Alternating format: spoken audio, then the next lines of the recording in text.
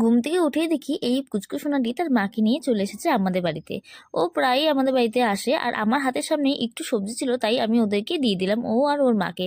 এতটুকু দিয়ে তো আর ওদের হবে না। তারপর আমি আরো অনেক সবজি দিয়েছিলাম, সেগুলো আর ভিডিও ক্লিপে নেওয়া হয়নি। আর এখানে ও আর ওর মা খাচ্ছিল, আর আমার ডগিটা পিছনে দাঁড়িয়ে ওদেরকে ভয় দেখাচ্ছিল।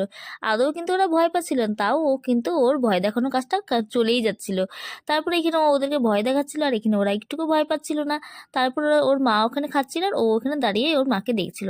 আর আমি একটু ওদেরকে আদর করে নিলাম, আর আমার না পশু পাখি খুব ভালো লাগে।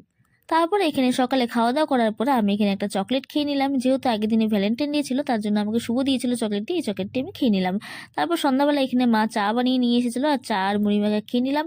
আর রাত্রেবেলা চলে গেলাম রান্নাঘরে এখানে ডিনার করতে, আর এখানে এসে দেখি আমার পুচকু সোনা বসে আছে টিকটিকি খেতে।